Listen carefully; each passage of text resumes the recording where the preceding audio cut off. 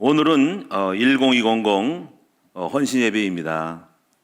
오늘 교회에 이렇게 오신 분들 중에서는 10200이 무엇이지? 라고 의문을 품은 분도 있기 때문에 잘 모르면은 이게 모호하게 되면 은혜가 잘 안 돼요. 뭔가를 알아야지 이해가 되고 수용 있고 이게 소속이 된단 말이에요. 근데 모르면은 멀어진 당신과 같은 거야. 그래서 이런 것들을 잘 알아야 됩니다. 10200은 우리 큰나무 교회가 성장해 나가면서 지하실에서 이렇게 있었잖아요. 그리고 제일 먼저 땅을 산 것이 71평을 땅을 샀고, 또 두 번째로 또 건물을 짓고 그 다음에 181평을 샀어요. 그리고 두 번째 또 세 번째는 또 182평을 샀어요. 362평이 됐죠. 또 샀어요, 181평을. 왜 181평이냐면은 그 필지가 그렇게 분할된 거라서 처음에 하나에서 연속으로 두 번을 더 샀기 때문에 540평이 된 거예요. 그리고 540평에서 오늘 여기 정확히 말하면 692평을 이 땅을 들어온 거예요. 그럼 그때마다 어떻게 샀을까요? 목돈을 갖고 있어서 산 건 아니에요. 근데 그 땅이 필요로 했어요. 그래서 필요로 해가지고 저는 항상 이제 뭔가를 결정할 때는 세 가지의 원칙을 가지고 있어요. 첫째는 필요하냐 하는 거를 필연성이라 그러고, 절대적이냐 하나님의 뜻이냐 하는 것을 절대성이라 그래요. 세 번째는 이거를 가질 수 있느냐, 필요한 걸 얻을 수 있냐 할 때는 당위성이 필요해요. 당연하게 올 거다라는 거. 그래서 당위성을 찾아야 돼요. 이 세 가지를 꼭 질문을 합니다. 무슨 일을 할 때 필요하냐? 영어로는 need. 사람이 필요해야 호응이 되는 거예요. 필요치 않은 거는 응하지 않아요. 배가 고파야 밥이 필요하고, 목이 갈아야 우물물이 필요한 거잖아요. 필요하지 않은 거는 움직이질 않습니다. 그래서 이 세 가지를 딱 했는데 두 가지는 맞아요. 필요해요. 왜? 땅이 있어야 되니까. 좁으니까 넓어야지, 그렇죠? 당연하죠. 필요하죠. 근데 절대적이어야 돼요. 하나님 원하실까? 하나님이 안 하시면 노 하면 안 되는 건데, 저는 마음에 기도할 때 기도해요. 하나님 원하실까? 하나님 원하신대요. 그럼 당연하게 되잖아요, 그렇지? 근데 없어, 돈이 없어. 그래서 그것을 놓고 기도하는 겁니다. 당위성을 찾는 게 그것이 기도예요. 그것을 기도해서 지혜를 얻는 거예요. 하나님 주시옵소서. 그러면 하나님이 찾아라, 찾고 찾았으면 두드려라는 거지. 그래서 했더니 처음에 할 때는 이제 물질이 없으니까 기도했더니 하나님이 이렇게 생각하는 거예요. 성도들은 가난하고 초창기에 돈이 없으시니까 어떻게 합니까? 은행에 돈이 있는 거지. 그 은행에 돈이 있으면은 얻으시잖아요, 그렇지? 근데 목돈은 없기 때문에, 목돈은 헌금이 안 되기 때문에, 없기 때문에 은행 거를 빌리는 거죠. 빌릴 때 이제 이자가 나가잖아요, 그렇죠? 그 이자가 예를 들어 한 달에 30만 원씩 나간다면은, 300만 원씩 나간다면은, 자 1030, 자 10만 원씩 30명을 하면 얼마 될까요? 300이 되죠, 그렇죠? 그래서 1030으로 10만 원씩 3년 동안 30명을 모집을 했더니 이렇게 손을 드신 분이 많이 계셔가지고, 그래서 매월마다 300만 원씩 들어오게 된 거죠. 교회 기본 재정에서 추가로 들어온 거예요. 물론 그것이 들어왔다고 다 들어온 건 아니고 중간에 마이너스가 되고 이제 빠져나가요. 30명이 아니라 25명이 되거나 40명이 되면 또 줄어요. 또 하다가 말아요, 중간에. 자, 그런 것 해서 땅을 또 샀어요. 10200은 뭐냐면은, 이 땅이 있죠, 그죠? 이거는 좀 덩치가 커요. 이게 20억이 넘어가요, 이 땅은. 28억이에요, 이 땅이. 그리고 28억이니까 돈이 없죠. 그래서 이거는 한 달에 땅만 200만 원씩 이상 나갈 것 같아. 그래서 자, 이게 이렇게 되는 거예요. 10만 원씩 200명을 모으면은 200만 원이 되는 거지. 그래서 2천만 원이 되는 거죠. 그래서 그걸 가지고 해서 여러분이 시작했더니 들어온 거예요. 그래서 그것을 10200이라 하는 거예요. 그래서 200명을 10만 원씩 3년 동안 이렇게 하는 거예요. 그래서 그렇게 해서 그 외에 이렇게 땅을 살 수 있는 이자가 나가서 그 부분을 갚아서 하는 것이 10200인 거예요. 자, 근데 오늘 여러분이 여기 큰나무 교회가 여기 온 지 몇 년 됐죠? 건축을 한 지, 물론 건축비는 따로 있고 거의 5년 됐어요. 근데 이제 그 1020이 지금도 계속되고 있는 부분은 이제 아직 못하신 분들이 계셔가지고 나머지를 하시는 거예요.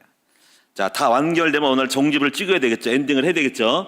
자, 이렇습니다. 그래서 오늘 여러분이 1020 헌신 예배를 드리는 이유는 바로 이런 연유 때문에 드리게 된 것을 여러분이 아시고 기도하셔서 이 부분도 마무리가 잘 돼가지고 또 이렇게 잘 해피엔딩으로 잘 마무리됐으면 좋겠다 하는 것을 말씀드립니다. 그렇게 이해하시면 되겠고요.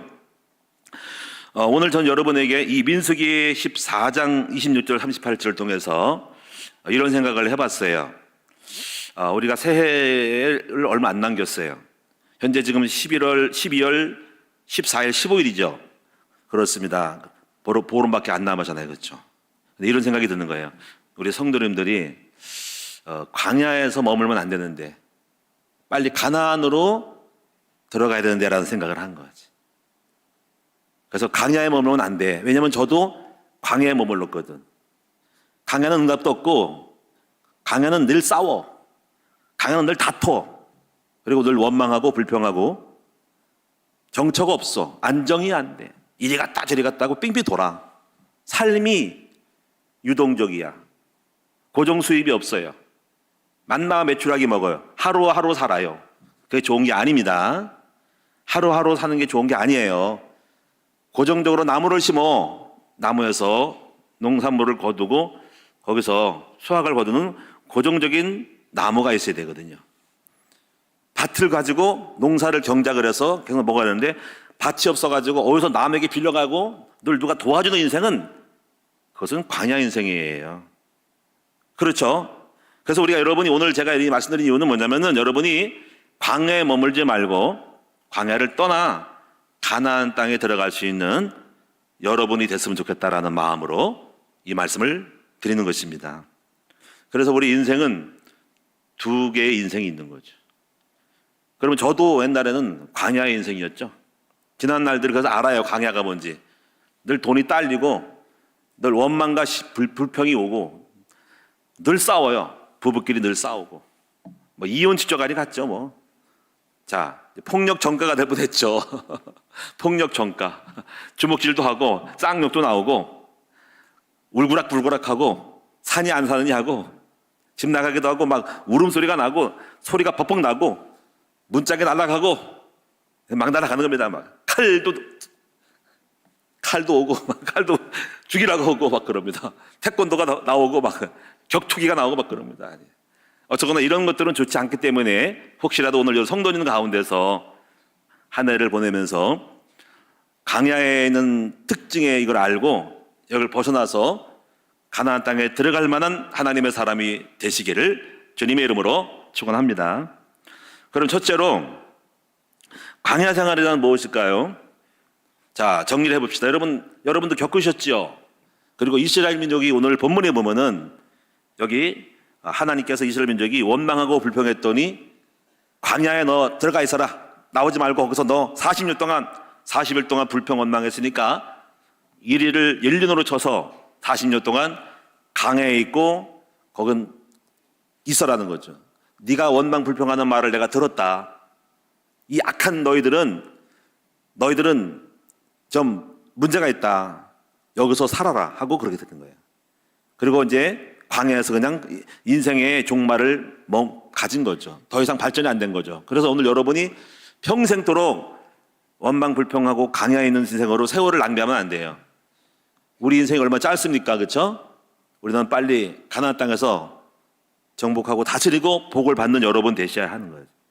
그래서 오늘 우리 큰나무교회 성도들은 한 명도 광야에서 머물지 말고 광야를 탈출하고 가나안 땅에 입성하는 승리하는 여러분 되시기를 주님의 이름으로 축원합니다. 그럼 광야 생활이 뭘까요? 첫째는 제가 정리를 해볼게요. 일단 먹을 것이 빈곤해. 먹을 것이 없어. 쉽게 말하면 가난하다는 거죠. 여러분, 가난은 물론 어느 때는 좋을 때가 있어요. 가난은 하나님을 만나게 되고 배고플 때 기도하게 되고 때로는 가난이 필요할 수도 있어요. 그러나 본질적으로 큰 틀에서 보면은 결과적으로 볼 때 평생 가난하면 안 되죠. 그렇죠? 그렇다고 해서 부자 되는 것도 좋겠지만은 그러나 부자 돼도 해악들이 있습니다. 전도서를 보니까 잠언서를 보니까. 그래서 우리는 그러나 적어도 가난 때문에 무전 유죄가 되면 안 된다는 거지. 가난 때문에 우리 인간의 노릇을 못하고 죄를 짓고 원망불평하고 공부를 못하고 병원에 가도 못 가고 적어도 기본적인 생활을 못한다면은 그 가난은 오히려 해가 되는 것입니다. 제가 그걸 겪었거든요. 가난 때문에 학교를 못 갔잖아요. 그냥 절대로 여러분에게 가난이 아름다운 거라고 말하지는 마세요. 저는 그러면 고개를 절레를, 가난은 아름다운 것이 아니에요. 가난은 눈물이에요. 가난은 비굴이고 가난은 굴종이고 가난은 노예예요. 저는 노예가 됐거든요. 가난은 좋은 게 아닙니다. 가난해서 학교를 못 갔고 가난해서 남의 집에 팔려갔으니까 절대로 가난은 좋은 게 아닙니다. 배고프고 학교를 못 갔으니까 가난은 절대로 인생을 가로막는 사탄의 우리에게 주는 해악일 수 있는 거예요. 그래서 하나님의 말씀은 우리를 부유하게 하기 때문에 여러분이 먹고 살고 입을 것이 있고 누울 것이 있고 할 수 있는 것이 있을 정도로 여러분이 물질의 축복을 여러분이 받으시기를 바라고 또 그렇게 됐으면 좋겠습니다. 그래서 여러분이 고정적인 수입이 있으면 좋겠어요. 할렐루야. 알바하는 건 별로 좋은 게 아니죠. 물론 청소년들은 알바할 수 있지만은요. 그 이후에 청년이 되고 대학교 학교를 졸업해도 직장이 없어 요즘 취직이 안 되는 사람이 굉장히 많아요. 중국도 더하대. 중국은 대학 졸업자가 엄청 취직이 안 되고 있다. 또 코로나로 인해 가지고. 그래서 오늘 여러분이 아무쪼록 고정적인 수입이 있는 것은 축복인 거예요.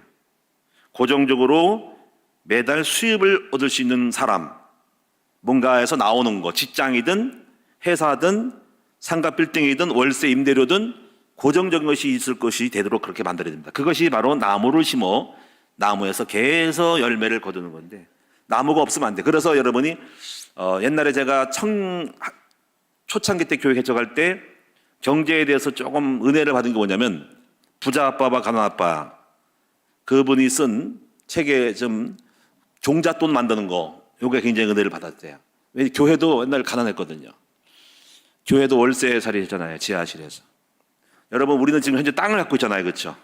이 땅에서 무엇인지 할 수 있고 이 땅에서 다 생산성이 있는 거지. 근데 만약에 3년 있다가 목사님 교회 나가셔야 되겠습니다. 그럼 이사 가야 됩니다. 인테리어하고 시설하고 다 무너져야 되죠. 그렇죠? 좀 있으면 집주인이 만기 됐어요. 나가세요. 짐 빼세요. 그럼 안 되죠. 제가 옛날에 그런 생각을 했어요. 그런데 지금 이제 그런 생각 내 마음속에 근데 계속 악순환인 거라 돈이 없으니까. 그래서 반복적으로 왜 월세 내고 아무것도 없는 근거가 없는 거야. 그래서 그때 초창기 때 제가 개척할 때 이걸 알고 야 보증금이 약하니까 월세는 보증금 1,000만에 월세 70, 80 막 내는 거야. 그러니까 계속 월세로 나가니까 이게 악순환인 거야. 악순환. 계속 월세로 치보다가 마는 거야. 그때 이를 악물고 그때 제가 허리띠를 졸라매고 아마 그때 엄청나게 제가 졸라맸지 이제 허리띠를 딱 메고 신발도 안 사고 옷도 안 사고 해가지고 종잣돈을 모은 거죠. 그래가지고 상속받은 것도 있고 막 해가지고 모아가지고 1,500, 2,000, 2,200을 만들었어. 해가지고 전부 종잣돈에서 나중에 72평 땅을 살 때 이거를 딱 놓고 71평 땅을 딱 얻은 거죠. 자 이게 종잣돈이에요. 그 종잣돈에서 3, 4천만 원을 또 대출받아서 또 건물을 짓고 자 덩이가 커졌죠.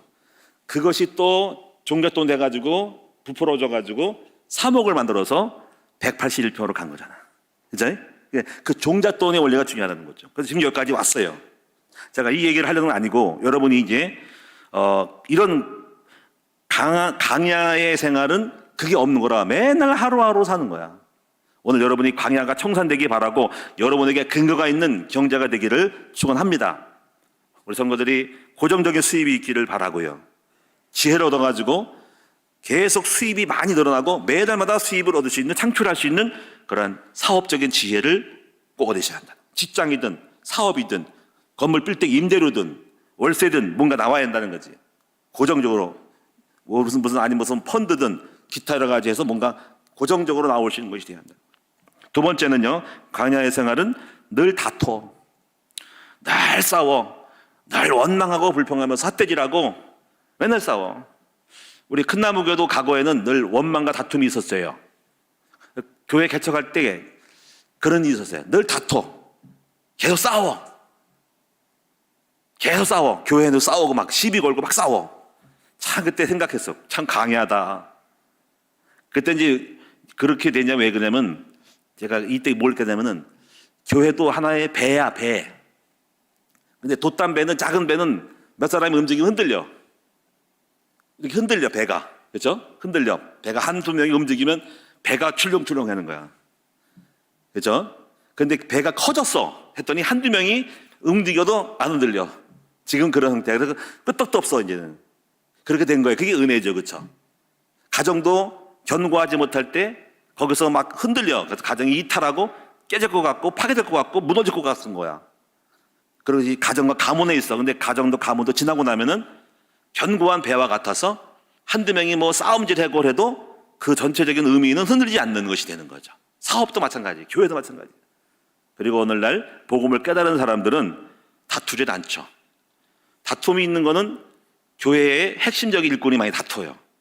그 중지자가 문제인데 이 중지자가 복음이 없는 사람들이 중지자를 세면 맨날 삿대질하고 싸워서 그 배의 키를 잡기 때문에 배가 흔들리는 거지. 그래서 일꾼을 잘 써야 되는데 육신의 사람들을 쓰지 말고 영의 사람들, 그리스도로 성화된 사람들을 써야만이 교회는 견고해지는 것을 알았어요.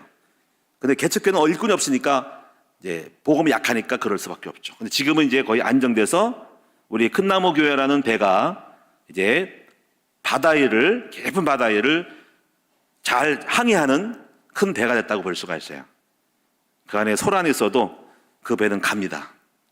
자, 그래서 이런 원망과 불평이 가정과 교회 안에 있었다. 이거를 광야를 끝내야 된다. 세 번째는 염려와 걱정이 많은 사람들. 늘 염려 걱정이 많아. 또 정착하지 못하고 떠돌아다니는 생. 이게 뭐냐면 꼭인 거예요. 광야는 한 군데 정착이 안 돼요. 여기저기 뺑 돌. 이스라엘 땅이 경상남도북도밖에 안 된다는 거죠. 그럼 경상남북도 자동차로 30분이 왔다 갔다 할걸? 다 돌 거죠. 근데 이들이 거기 동네를 왔다 갔다 한 거야. 40년 동안. 어떻게 하는지 왔다 갔다. 그 중동 이스라엘 주변을 갔다가. 경상남북도밖에 안 된대요. 그 왜 떠돌아다닐까? 이게 광야예요. 교회도 경제가 어려우니까 광야야. 여기 갔다가 여기 갔다가 그래. 저도 그렇게 많이 돌아다녔잖아요. 고양시 일산에 갔다가 진천에 갔다가 또 소사동 갔다가 군포 갔다가 진천 갔다가 이렇게 왔다 갔다 하는 거야. 수원에 갔다가 왔다 갔다. 그러니까 왔다 갔다. 근데 가나안 땅은 어떤 거예요? 움직이질 않아. 고정지역. 여기 28년 전에 여기 와가지고 동항동 와가지고 요 동네에서 고정지역. 요 동네 발전해서 움직이지. 여기서 고향으로 가고 안양으로 간 건 아니고 수원도 안 가고 그냥 정항동에서 28년 동안. 그럼 이게 지금 뭐가요? 가나안 땅이 된 거지. 안 그러면 또 어려워서 또 어디 이사 갈까? 이래 되는 거죠. 자, 그래서 여러분이 한번 정착을 해야 한다는 거. 신앙생활도 정착을 하셔야 돼. 여러분 가정도 정착을 해야 돼. 직장도 정착을 해야 돼. 이리 갔다 저리 갔다 하면 안 돼. 자, 그 다음에 광야 생활은 늘 공격을 받아. 이스라엘 민족도 늘 공격받았어요. 아말렉 사람들 쳐들어와가지고 가지 마라 하고 맞고 이렇게 대적이 많았다는 거죠. 블레 사람들이 계속 쳐들어왔어요. 광야는 늘 공격을 받고 적이 많아요. 근데 가나안 인생은 정복하는 거예요. 적이 있긴 있어도 정복하고 다스리기 때문에 그렇게 흔들리진 않습니다.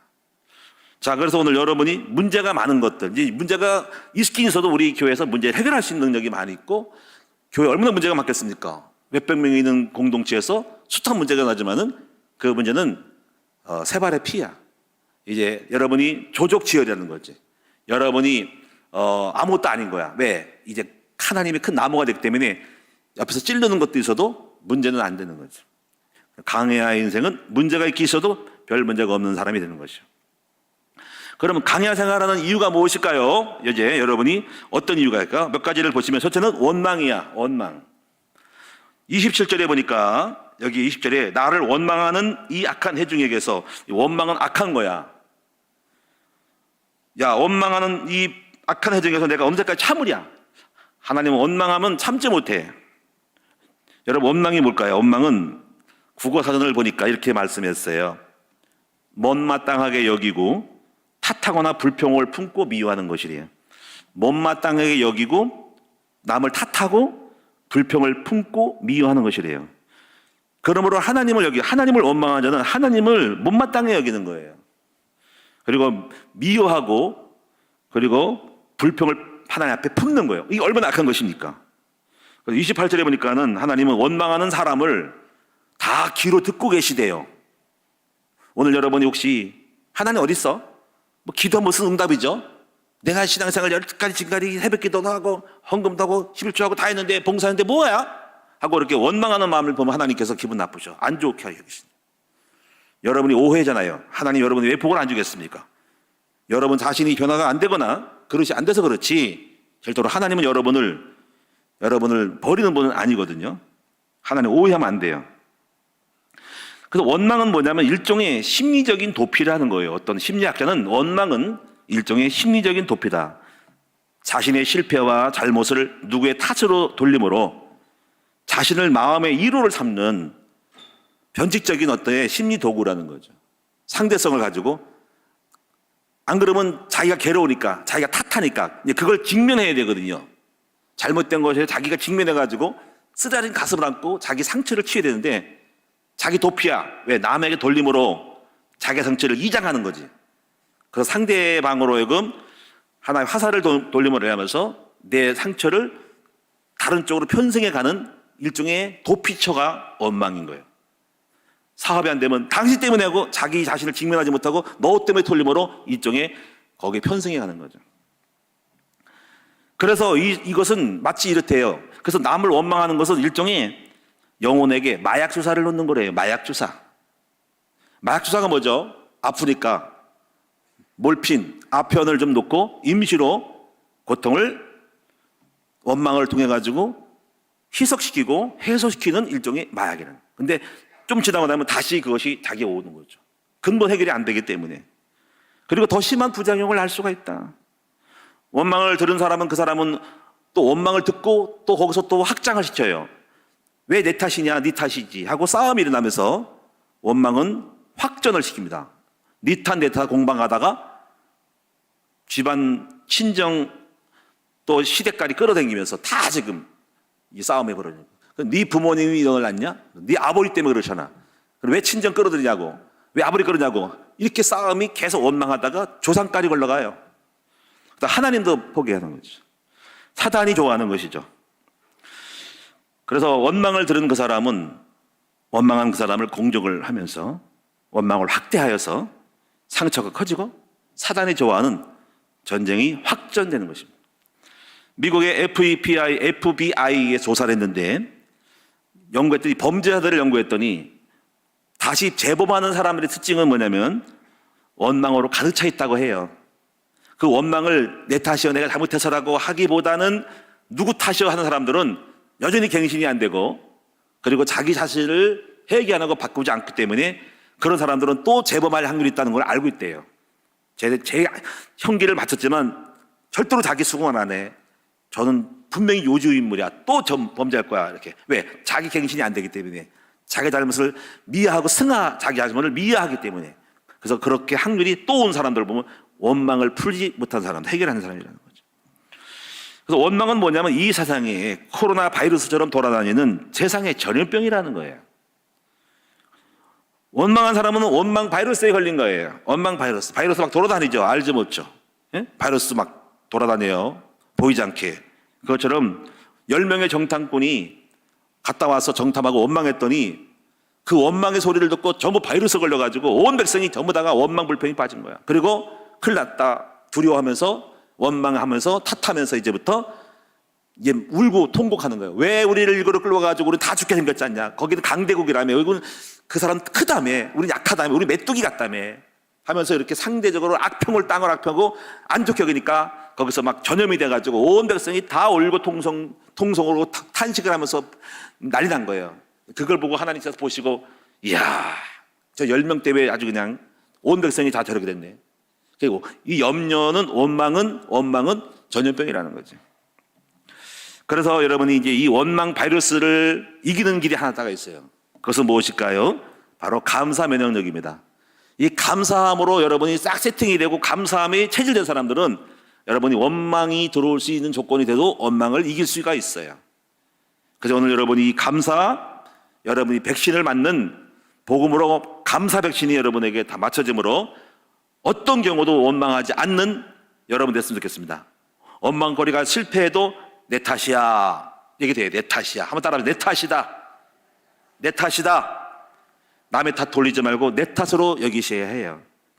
그래서 여러분이 시편 50편 22절에 보니까 감사로 제사를 드린 자가 나를 영화롭게 하나니 그 행위를 옳게 하는 자에게 내가 더 큰 구원을 보리라 그랬어요. 자, 그런데 이 원망하는 거의 또 하나의 원인은, 원망의 원인이 악평이래. 악평. 여기서 보면은 36절에 보세요.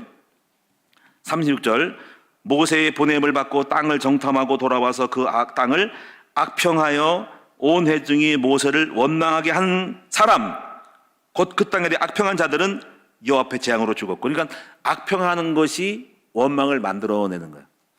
악평이. 여러분이 뭔가 이렇게 악평을 한다. 왜 그게 원망이 되냐면, 만약에 여러분이 이제 회사를 악평을 해. 회사가 뭐 망했고 사장은 뭐 사기꾼이고, 그런 여러분이 이렇게 생각해. 좀 있으면 망할 것 같고, 이 회사가 실적이 별로 안 좋고 허위 포장하고 이거 거짓이야. 악평하면은 어떻게 생길까요? 마음이 불안해져요. 왜? 거기에 리스크가 있다고 생각하니까 내가 회사를 다니면 좀 있으면 쫓겨날 거고, 내가 회사를 쫓겨날 거고 처자식을 먹게 하기 쉽겠지 않겠다 할 때 마음에 뭐가 오냐면 이제 두려움과 불명이 오는 거예요. 그리고 내가 왜 이 회사를 가게 했지? 왜 취직시켰지? 이렇게 되는 거예요. 그러니까 여러분 이게 악평하는 것이 그 마음에 불안을 줄 수가 있는 거예요. 여러분이 오늘날 어떤 여자친구를 누가 악평을 하면은 불안해. 내가 잘못하는 거 아니야? 불안해지는 거야. 예? 악평함으로 나쁘게 봄으로, 남자친구를 나쁘게 보고 여자친구를 나쁘게 봄으로 그 만남과 결혼해서 내가 이제 잘못되는 거 아니라고 마음에 불안해하는 거예요. 그리고 결국 결과가 오면은 원망하는 거예요. 왜 나한테 이런 여자를 소개했는지, 왜 이렇게 결혼하게 했는지, 왜 누구 때문에 만났는지 전부 다가 원망 불평이 나오는 거예요. 오늘날 이 세상은 온통 원망 불평뿐인 거예요. 악평을 해. 악평. 여러분 전부 악평이에요. 여러분 유튜브 댓글, 악성 댓글, 유튜브 방송들, 거짓으로 누가 어디 뭘 술집에 갔다 이런 것들, 전부 악성들. 잘못된 이 사회가, 잘못된 댓글, 조작들 이런 것들 있잖아요. 이런 게 전부 다가 없어져야 돼요. 거짓말하는 사람들, 있지도 않은 사실을 가지고 근거도 없음을 가지고 일단 저질러 보면서 사람들에게 혼미시켜가지고 그 사람에 대한 이미지를 실추시키는 이런 부분이 있어요. 그래서 지금 이번에 이제 어떤 문제가 있냐면은 더 탐사하고, 지금 이제 어떤 분이 국회의원 한 사람이 쓸데없이 악평을 한 거잖아요. 그렇지? 누가 어디 술집에 갔다고 해가지고 이렇게 한 것들. 그러니까 이런 거 전부 다가 거짓 정보를 흘려가지고 신문 보도하는 사람들. 이런 부분이 지금 있어서 무슨 몇 사람의 지금 더 탐사가 폐지가 된가 뭐하고, 지금 김어준 씨도 지금 뭔가 방송에서 사찬단 말이에요. 김어준 씨가 악평을 많이 했고 거기에 글을 많이 썼다는, 방송해가지고 불러다가 그런 얘기도 있더라고요. 그래서 이 사회 문제가 지금은 온갖 정보를, 쓸데없는 거짓 정보를 갖다가 여과 없이 내보내는 것들이 정말 이거 제도적 장치가 되어야 되거든요. 이런 부분이 정말 사회에 불안함을 주는 거예요. 그리고 거짓을 가지고 진실을 속이는 거죠. 여러분, 교회를 악평하는 단체가 있죠. 대표적인 단체가 바로 신천지. 신천지는 일단은 교회를 악평해요. 교회는 바벨론이고 목사는 사꾼이고 거기에 들어가면 지옥 간다 그러니까는 성도들로 하여금 계속 그렇게 혼미시켜가지고 교회 이미지를 나쁘게 만들어가지고 교회를 이탈하게 만들어가지고 결국 침몰시키고 악평해가지고 기존 교회를 이탈하고 신천지를 끌고 들어가는 거, 신천지. 그러니까 이게 사탄막의 특징 중에 하나가 악평이에요. 악평. 목사를 악평하고 교회를 악평하고 나쁜 것만 보는 거야. 계속 악평하는 거야. 그럼 불안해지죠. 불안하면 교회를 떠나게 되죠. 여러분, 국가가 불안하고 국가가 악평하면 대한민국 이탈하고 싶어. 대한민국에 떠나고 싶어. 그래서 이민 가는 거야. 악평하니까 살 곳이 못 된다는 거야. 전쟁이 날 것이고 망할 것이고 이 대한민국에 있을 이유가 없는 거야. 악평하면 여러분 문제가 생기는 거예요. 그래서 여러분이 이 원망은 악평을 통해서 오는 거예요. 악평함으로써 마음의 불안함으로 원망하는 거죠. 또 원망은 자기 이익을 따라 행동하기 때문에 여러분이 원망이 오는 것입니다. 왜 이익을 따라 왜 할 때 원망을 올까요? 어떤 아이가 있어요. 밖에서 이제 어느 삼촌이 맛있는 과자를 사다 줬어. 했더니 너무 맛있어가지고 자기 형제 하나를 누굴 줘야 되는데 자기가 다 먹어. 다 먹으면 다른 형제가 그러잖아. 원망해. 아, 형 남겨놓지 않고 다 먹었어 하고 원망해. 그러니까 그 왜 그렇게 원망했을까? 여러분이 이익을 따라서 행동했기 때문에 상대방은 잃어버리는 거예요. 못 먹게 되는 거예요. 원망은. 그래서 자기 이기적으로 행동하는 것 속에는 이 사회는 누군가가 이익 따라 행동하기 때문에 원망이 오는 거예요. 어떤 이익에 따라서 정책을 하거나 이익을 따라서 사회적인 구조가 그래요. 이익을 따라서 뭐를 은폐하거나 뭐 북한에 무슨 뭐 침투하는 것도 이익 따라서 어떻게 보면 조작할 수도 있는 거예요. 그것이 정확하게 제가 밝히진 않았지만은 뭔가가 있는 거지. 이익 따라서 그럴 수밖에 없도록 만들었기 때문에 결국 상처를 입는 거예요. 은폐하는 거죠. 거짓으로 치부되고 그래서 오는 것은 원망이고 그런 불만 세력이 막 쌓이게 되면은 크거지면은 이 쿠데타가 일어나는 거예요. 원망이 많아지면 쿠데타가 일어나는 겁니다. 그런 부조리한 세상에서 정직하지 못한 것들, 진실이 호소되는 이런 것들은 누군가에서 억울함을 안게 되고 원망하게 되면서 사회는 폭동이 일어나게 되는 거예요. 이런 것들이 굉장한 문제죠. 부정부패 이런 것들이. 진실이 가려지고 돈만 사람이 뇌물 써가지고 이익을 굳게 할 때 누군가는 상처 있고 거기서 불만 세력이 되는 거죠. 그 불만 사람들은 무기가 있으면 찔르고 총이 있으면 쏘는 거예요. 이게 사회의 문제예요. 자, 속담을 한번 원망에 대한 속담을 한번 제가 찾아봤는데 이런 속담이 있어요. 남학신 신고 돛담배가 빠르다고 원망한다. 이게 뭐죠? 자기가 뒤떨어진 것은 남학신을 신고 걷지를 못하는 것인데 남이 빠르다고 원망하는 거라는 거예요. 또 외발 원수는 고슴도치고 너하고 나의 원수는 중매장이라는 거예요. 이게 뭐냐면은 중매 결혼한 후 사이가 나빠지니까 자기들 사이에서 결혼에 대한 어떤 지혜가 없어 그렇지 중매장애를 원망한다는 거야. 왜 저 여자가 그때 나를 여자를 속여가지고 이 중매장이가 왜 그때 나를 속여가지고 이렇게 이 결혼이 이렇게 됐냐고 이렇게 중매장이 원망하는 거예요. 중매장이가 그럴 줄 알았어요? 예. 또 이런 속담이 있습니다. 서툰 목수가 연장을 탓한다. 서툰 목수가 연장을 탓한다. 자기가 실력이 없으면서 연장 탓하고 있다. 또 출수를 못하는 사람은 출수권에서 출수 못하는 사람들은 좋은 낯을 가져본 적이 없어. 무슨 얘기죠? 좋은 낯이 없겠어요? 근데 출수를 못하는 사람은 맨날 연장탐을 한다는 거예요. 또 춤을 못 추는 사람은 무대가 삐뚤어졌다고 원망해요. 자신의 실력은 모르고 무대가 삐뚤어졌고 무대를 잘못 꾸며가지고 춤을 못 춘다는 거예요. 전부 다가 특징이 원망하는 특징이 뭐예요? 남을 탓하는 거라는 거죠. 성경의 경고를 듣겠습니다. 야고보서 5장 9절에 보니까 형제들아 원망하지 말라 그리하여야 심판을 면하리라고 말씀을 했어요. 자, 이제 마지막 세 번째로 이제 원망하지 말고 우리는 원망에 악평하지 말고 악평에서 원망하고 빠지지 말고 이제 어디로 가요? 광야에 머물지 말고 이렇게 되면 광야 들어가거든요. 광야에 머물려고 가나안 땅에 들어가 머무는 사람이 되지 않는 거죠.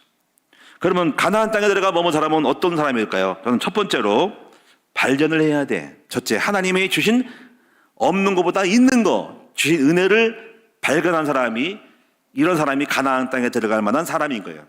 복음이 뭔가요? 복음은요, 우리가 절망 속에 살아왔어요.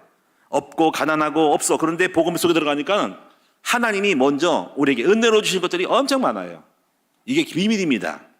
나를 사랑한다 그러지, 내가 너의 자녀가 있다고 해야지, 하나님 너를 축복한다 그러니까 일단은 눈에 안 보는데 거기서부터 시작이 되는 거예요. 복음은.